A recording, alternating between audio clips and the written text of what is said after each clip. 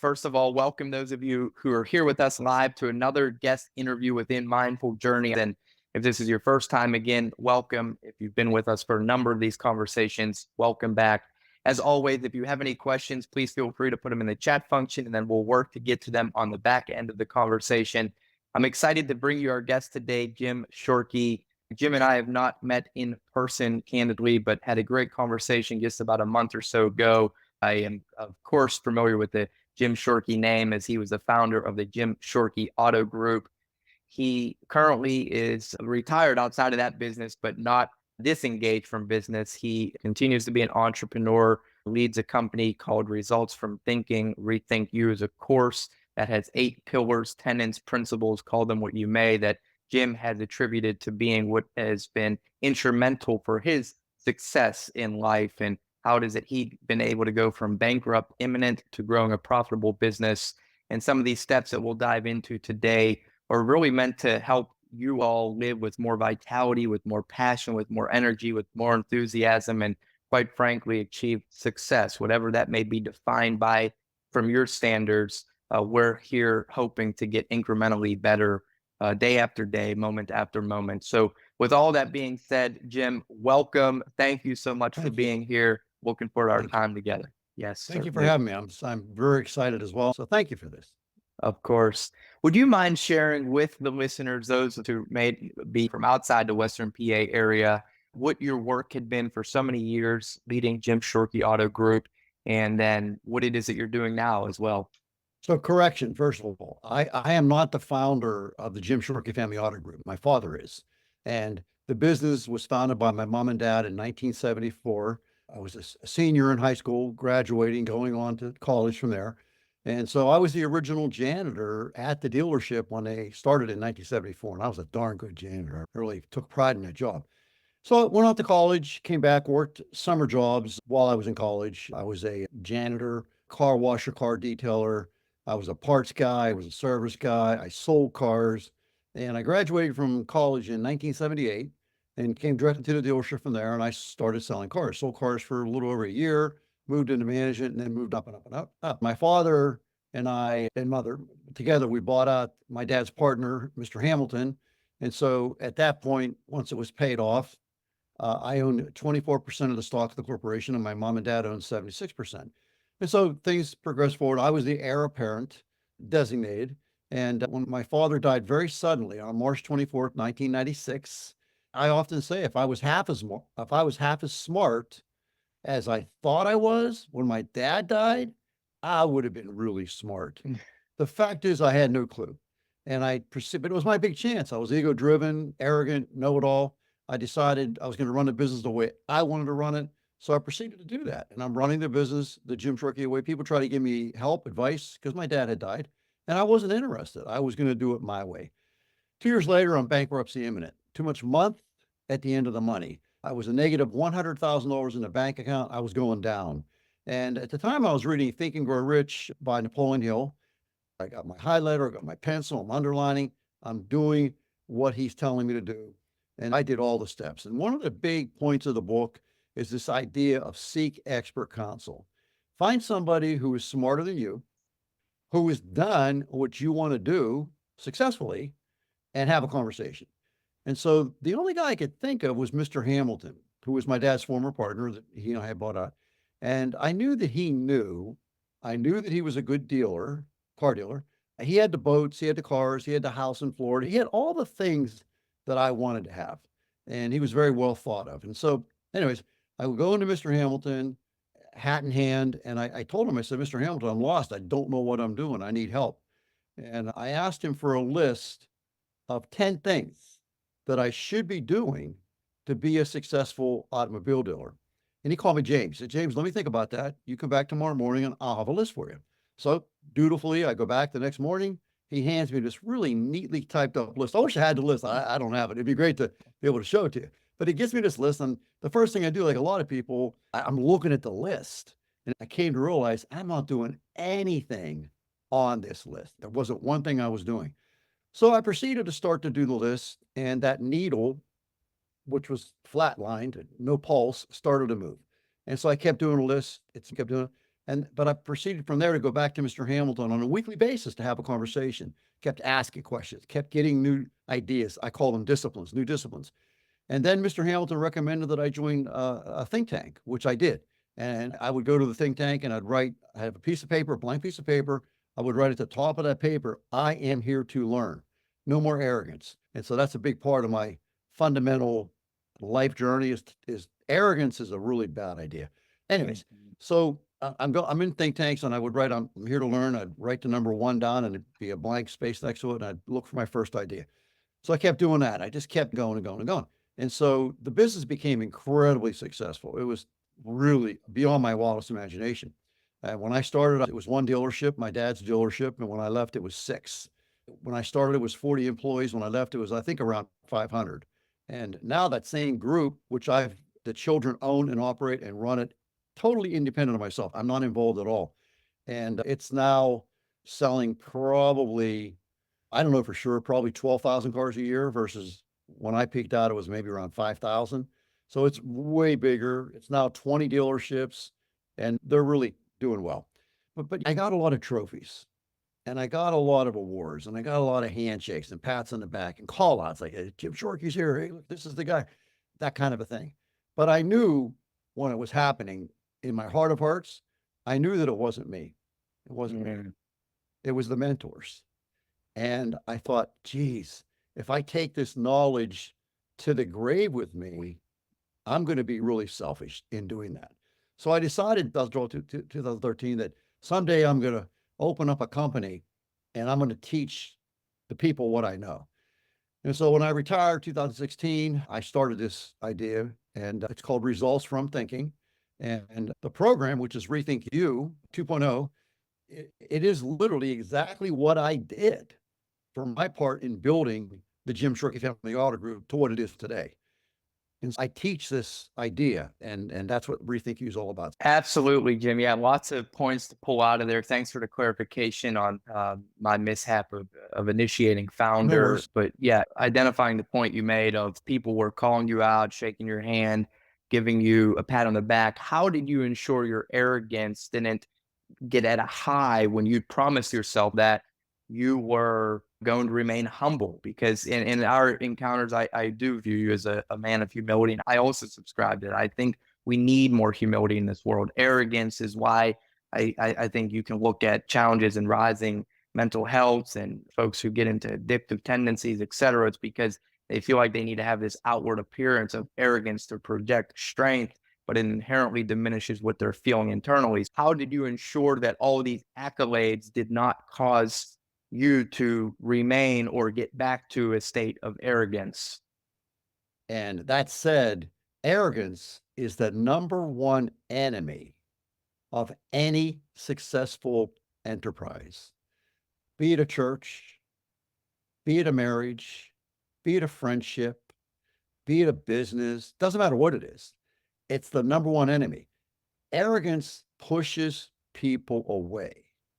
So if you're running a business, do you want to push people away? Do you want to push your wife away, your children, your friends, whatever the case may be? So the reason that it was, first of all, I did make a promise, which was a very sincere promise, but I knew what happened. I'm a realist. I knew what happened. The reason that I failed, and I was a failure. Let's make no doubt about that. I was a failure. I was a loser. And a lot of people want to hear me talk this way. They want to interrupt me and say, Jim, no, you're never a loser. Yeah, I was losing and I was a loser.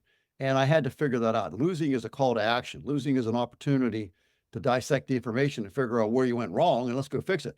So arrogance was my first problem because I had people call me wanting to help. They were my dad's friends. I wasn't interested.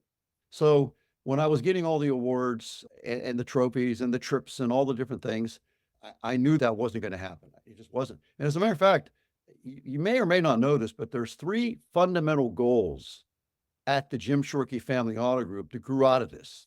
Number 1 goal of the Jim Shorkey Family Auto Group is to love the customer. And I do mean love them. Kiss them, hug them. I'm talking figuratively here. Love on them. Because if we don't love our customers, we won't have any customers. So I want you to really ponder that and think about that. The second number 1 goal, and it sounds illogical, right? How could you have 2 number 1 goals?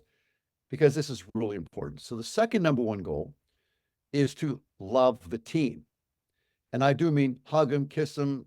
Again, figuratively speaking, love on our team.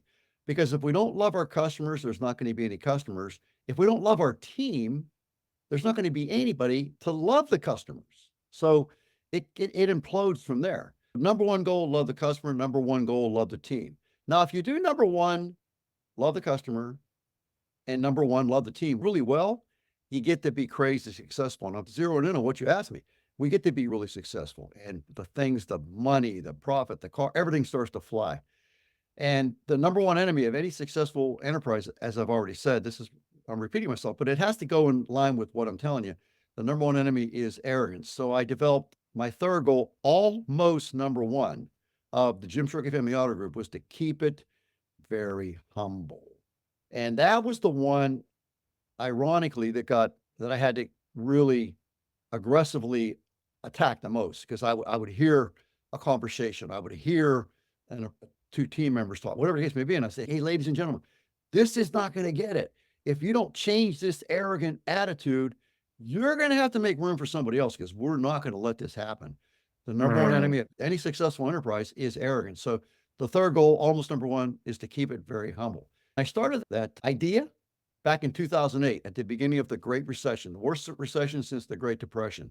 I developed what we called the prosperity plan, and it was in there.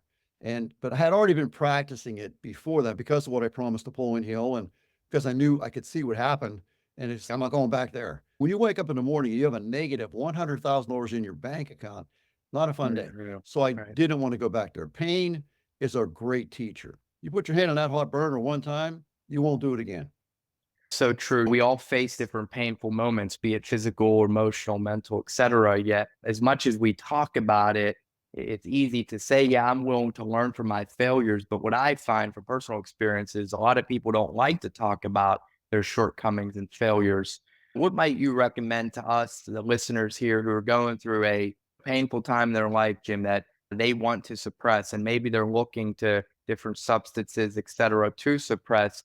What did you do to ensure that you could confront those painful moments and continue? What have you done to ensure that these painful moments, these failures, if you will, don't go by the wayside, but you're willing to dive into them and face them and confront them?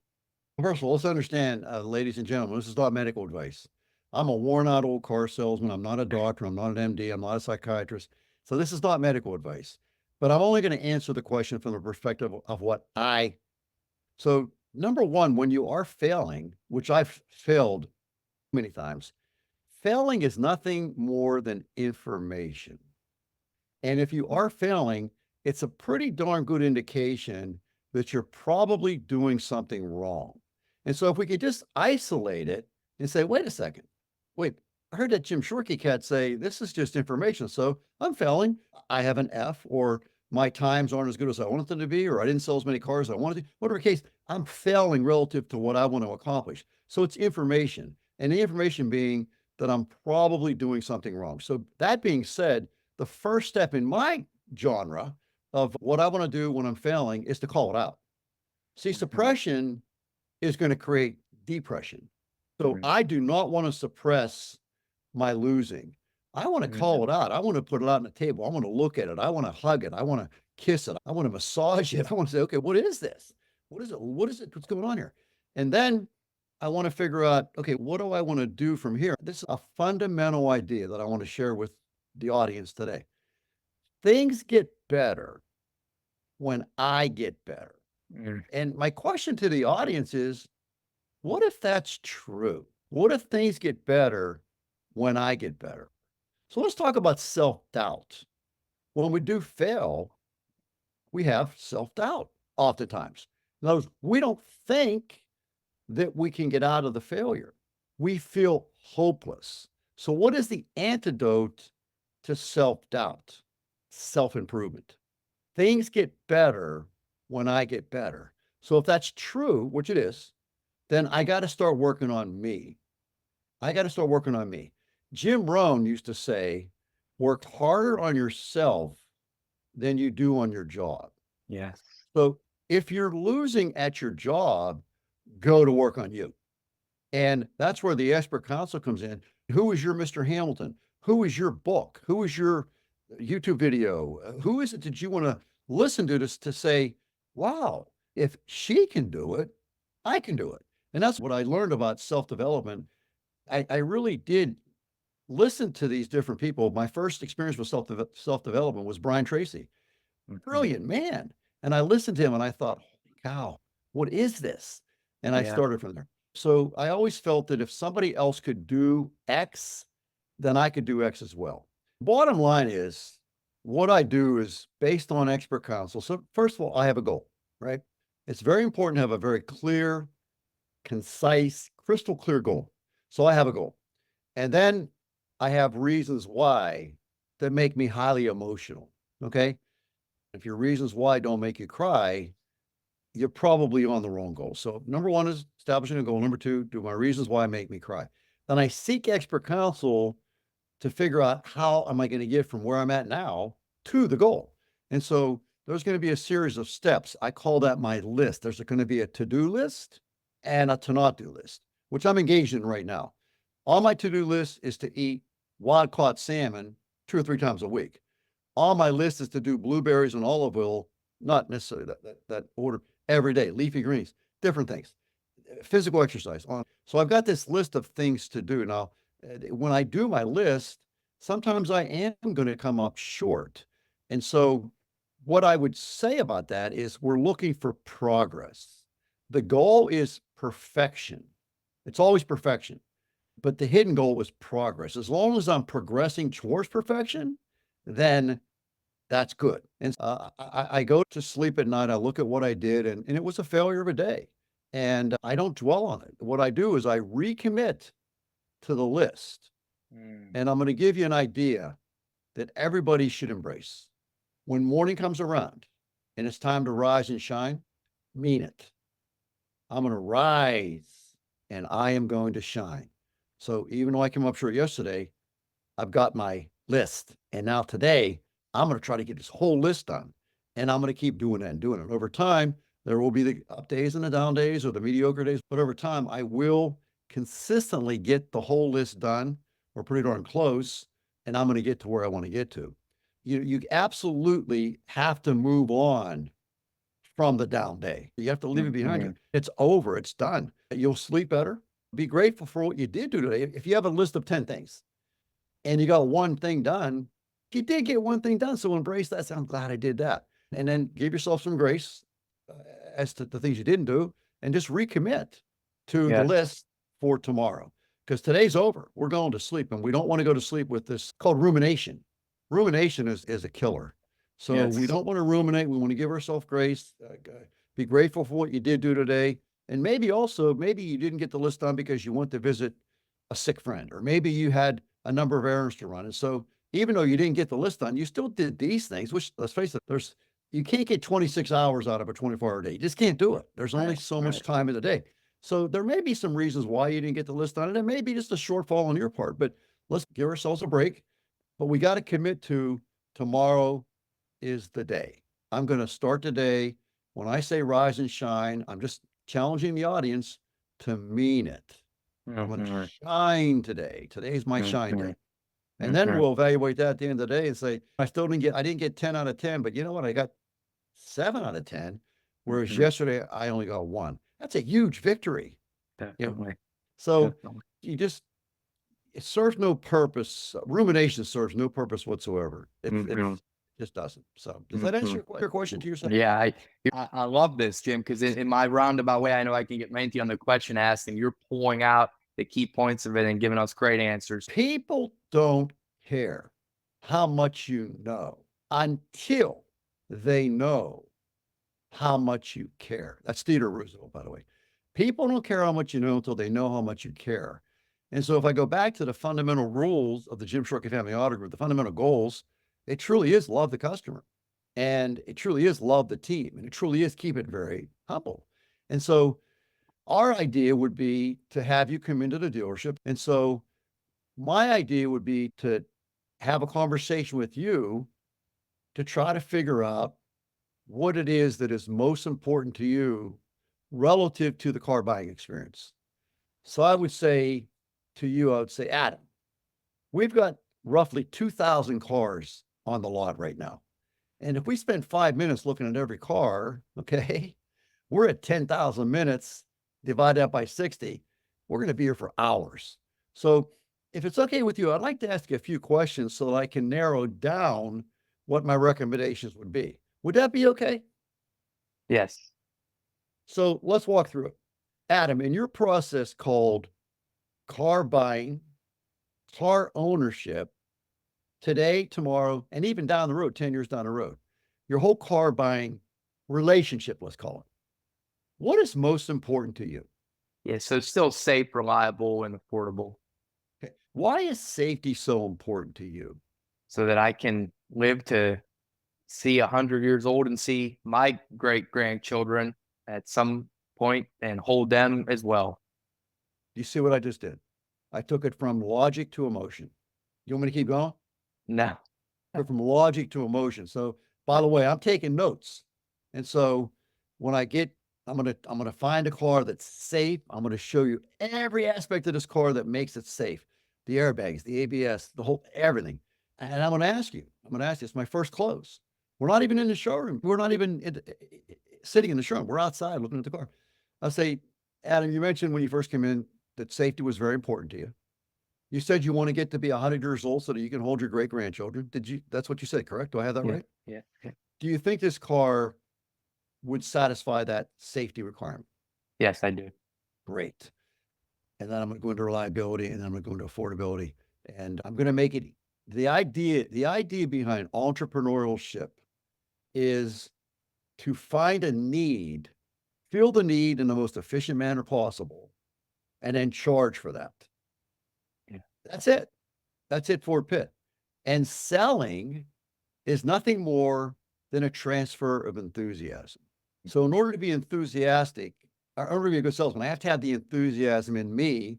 If I gather the right information, I can enthusiastically present the safety aspects of this car. And I'm transferring the enthusiasm from in here to you. And so That's you're going right. to be enthusiastic about the safety, the reliability, and the financial aspect of it. And if I do all these things efficiently, then I'm going to sell you a car today or tomorrow, Mhm. or whatever. It, Mhm. it really does. If we can find out what the client wants and satisfy the wants and needs, and if we can really know at an emotional core why these things are important to them, then we got a winner. Yeah. And so the other guys they're not on the table anymore. And so when you say about these different models that are out there, yeah, they're out there. They have nothing to do with the Jim Shorkey Family Auto Group, nothing whatsoever. We operate a traditional model. People do come into us. People do want to drive the car, kick the tire, sit in the car, smell the car, the whole thing. Are there people out there that want to buy a car in a different fashion? Yeah, we'll do the best we can with those as well. But Mhm. the vast majority of our sales, I think, are the traditional methodology that I used 30 years ago. And Mhm. I'll give you, okay, I'm going to answer a question that you haven't even answered me. A good friend of mine, who was a great salesman, he recommended a book to me called Selling Through Intimidation. It's actually a real book. It's on Amazon. And my instant thought was, not interested. I'm not going to sell this way. You know what I said to him? I said, have you ever tried to sell through love? Have you ever tried to sell through love? I love my customers. I'm going to intimidate them? Does that sound like love? Not at all. So it's Right. like, I love books. I don't want this book. I love this guy. I don't care. I don't want the book. I don't like the title. So I'm not going to sell through intimidation. I'm going to sell through love.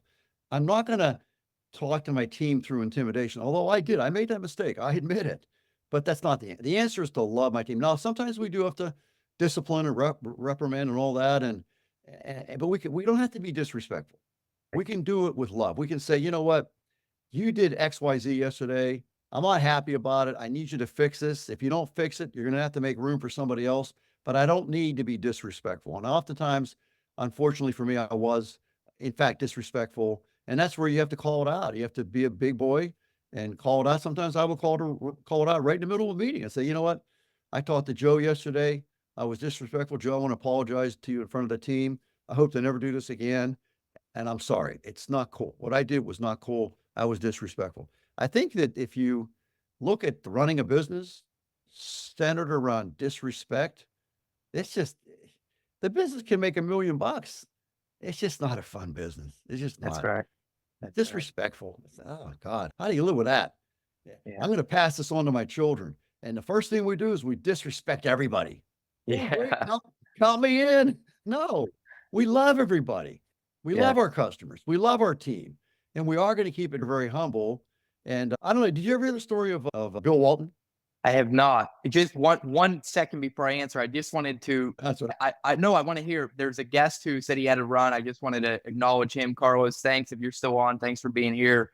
He mentioned, as always, great insight, good information. Thank you, Carlos. And then we do have a question from another guest too that come in relative to arrogance. But let's know. I want to hear the Bill Walton because we still got time. Anyone who needs to jump can jump. As long as your time is still good. I'm sorry, Jim. I just wanted to get to those before the guest popped off. So yeah, please, I love, obviously Bill has recently passed. For those not familiar, Bill Walton was an NBA legend. You're talking about the basketball star, right? Oh yeah, I didn't know that. Yeah. No, yeah, I know. Just recently I know passed. John Wooden died.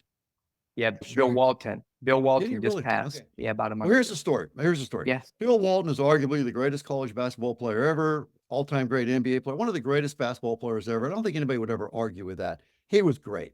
So he's a young guy. He's in college. UCLA wins the national championship.